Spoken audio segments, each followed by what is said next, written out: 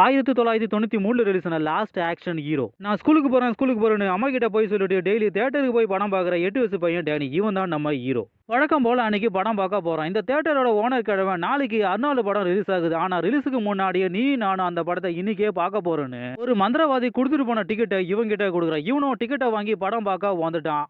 Arnold மாசா இறங்கி எதிரிகளை தும்சம் பண்ணிக்கிட்டு இருக்காரு. இவன் விசில் அடிச்சு என்ஜாய் பண்ணிக்கிட்டு இருக்கான். திடீர்னு இவன் வச்சிருந்த டிக்கெட் ஜொலிக்குது. எதிரிகள் அர்னால்டு மேல போட்ட வெடிகுண்டு ஸ்கிரீனை கீழ்ச்சிக்கிட்டு இவன் பக்கத்துல வந்து விழுந்து வெடிக்குது. திடீர்னு கண்ணை திறந்து பார்த்தா இவன் படத்துக்குள்ள இருக்கான். இவனுக்கு ஒண்ணுமே புரியல. அர்னால்டுக்கு சுத்தமா புரியல. கடைசி வரைக்கும் இவங்க 2 பேரும் ஒன்னா டிராவல் பண்றாங்க. இதுதான் படத்தோட கதை. படம் பார்க்கும்போது நம்ம அந்த படத்துக்குள்ள போயிட்டா என்ன நடக்குமோ அதை யதார்த்தமா காமிக்காம பதார்த்தமா காமிச்சிட்டாங்க. இவனை பொறுத்த வரைக்கும் இது கற்பனை, அர்னால்டை பொறுத்த வரைக்கும் இது நிஜம். ஏகப்பட்ட இடத்துல ஆக்ஷன் சீக்வன்ஸை வச்சு படத்தை வேற மாதிரி காமிச்சிருக்காங்க. அங்கங்க காமெடி இருக்கு, ஆனா நல்லா இருக்கு. தமிழ் டப்பிங் சினிமாட்டோகிராஃபி வேற மாதிரி. ஐஎம்டிபி ரேட்டிங் 6.4, நம்ம ரேட்டிங் 6. படம் நல்லா இருக்கு, போய் பாரு. Last action hero really. 1996 eraser. பெரிய பெரிய ஆளுங்களுக்கு எதிராக சாட்சி சொல்லும் நபர்களை கொலை பண்ற மாதிரி நடிச்சு அவர்களுக்கு பாதுகாப்பு கொடுக்குற ஏஜென்ட் வேலையை செய்யறாரு நம்ம ஹீரோ அர்னால்டு. ஒரு பிசினஸ் மேனு இல்லீகலா துப்பாக்கியை தீவிரவாதிகளுக்கு சப்ளை பண்ணிக்கிட்டு இருக்கான். இவனுக்கு எடுபடி வேலை செய்யற பொம்பளை இதை கண்டுபிடிச்சு எஃப்ஐக்கு தகவல் கொடுக்குறா.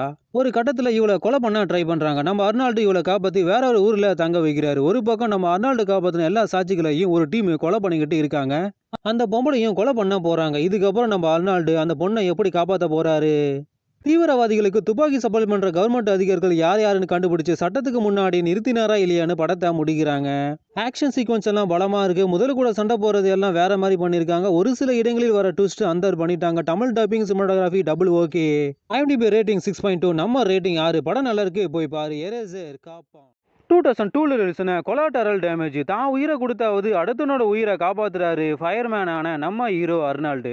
பொண்டாட்டி பையனு ஜாலியா வாழ்க்கைய ஓடிக்கிட்டு இருக்காரு. கொலம்பியா உள்நாட்டு பிரச்சனையில அமெரிக்கா தலையிடக்கூடாது என்பதற்காக ஒரு கொலம்பியா தீவிரவாதி போலீஸ் வேஷம் போட்டுக்கிட்டு லாஸ் ஏஞ்சல்ஸ்ல இருக்கிற கொலம்பியா தூதரகத்துல பாம வெடிக்க வைக்கிறான். நம்ம அர்னால்டோட பொண்டாட்டி பையன் அங்க மாட்டிக்கிட்டு இறந்து போயிட்டாங்க.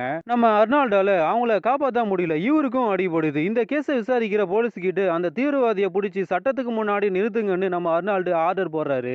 ஆனா கவர்மெண்ட் எந்த நடவடிக்கையும் எடுக்கிற மாதிரியே தெரியல. கானான அர்னால்டு ஒரு மாஸ்டர் பிளான போட்டு அந்த தீவிரவாதியை தேடி கொலம்பியாக்குள்ள போறாரு.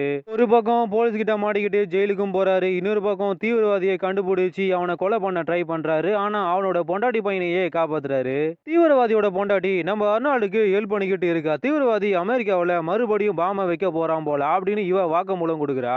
இதுக்கப்புறம் நம்ம ஹீரோ அந்த பாமை கண்டுபிடிச்சு டிஃபியூஸ் பண்ணாரா இல்லையான்னு பல திருப்பு முனைகளை வச்சு படத்தை முடிக்கிறாங்க. ஒரு தரமான படம்.